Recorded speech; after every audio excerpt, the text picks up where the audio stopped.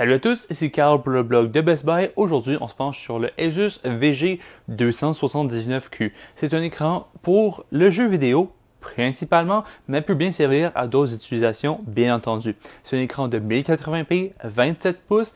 La grande différence par rapport à plusieurs autres écrans, c'est qu'il y a un taux de rafraîchissement de 144 Hz. Donc, c'est 144 rafraîchissements par seconde. Donc, l'écran peut afficher jusqu'à 144 images par seconde si votre ordinateur est en mesure d'afficher autant d'images. Typiquement, un écran, c'est environ 60 Hz. On a des écrans à 75, d'autres à 120, d'autres à 144 comme celui-ci, et ça peut monter jusqu'à 240. Donc, on a vraiment un bon point ici en milieu de gamme. L'écran étant 27 pouces et 1080p, quand on est très proche, on voit quand même les pixels. L'image n'est pas tout à fait détaillée comme on l'aimerait, mais c'est un compromis. C'est bien entendu beaucoup moins cher et beaucoup plus facile à faire tourner qu'un écran 1440p ou 4K. Franchement, le taux de rafraîchissement à 144 Hz est très bien. Tout est fluide. Pour avoir souvent joué sur un écran 60 Hz, c'est vraiment plus agréable, surtout dans les jeux à la première personne. L'écran vient sur un stand qui est franchement très ajustable. On peut le monter et le descendre, le tourner de gauche à droite et on peut aussi le mettre à la verticale.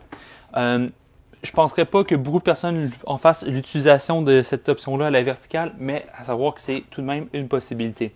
En termes de connectique, on a du DVI, HDMI et DVI. Les trois câbles viennent avec l'écran au besoin. On a aussi un connecteur audio si vous voulez faire usage des enceintes de l'écran, malgré qu'ils ne sont pas super excellents. Puis finalement, on a le cordon d'alimentation.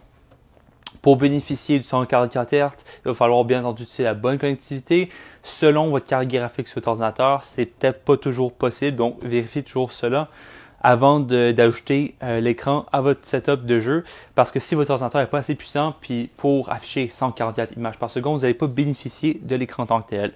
Autrement, il est aussi compatible AMD FreeSync. Ça permet de synchroniser l'image de la carte graphique avec l'écran pour avoir une image plus fluide. Sinon, le menu d'opération est très simple. On a un joystick à l'arrière qui permet de naviguer dans les menus. C'est très intuitif, c'est très simple. Franchement, c'est un des meilleurs menus que j'ai utilisé à date.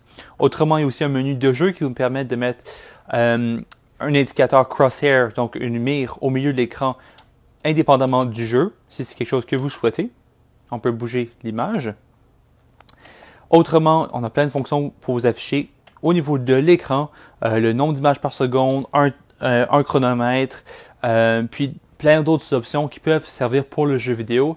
Bien entendu, chaque personne en fera l'usage qu'il en voudra. Personnellement, j'ai pas trop trouvé de fonctionnalité pour ces usages ici. Comme vous pouvez le voir dans les images secondaires, franchement, j'ai bien aimé l'expérience. La caméra peut pas capter comment l'écran est fluide parce que la caméra capture à 30 images par seconde.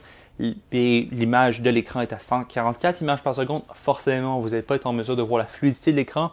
Je vous invite à le voir en magasin pour vraiment voir c'est quoi l'expérience.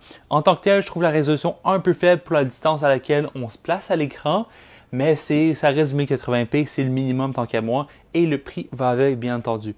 Autrement, l'expérience est excessivement fluide, puis j'ai bien aimé mon expérience avec. Les couleurs de la dalle de type IPS sont vraiment excellentes, j'ai rien à dire à ce niveau-là. Je vous invite à voir mon article sur le blog Branche-toi de Best Buy pour en savoir plus, et moi je vous dis à la prochaine.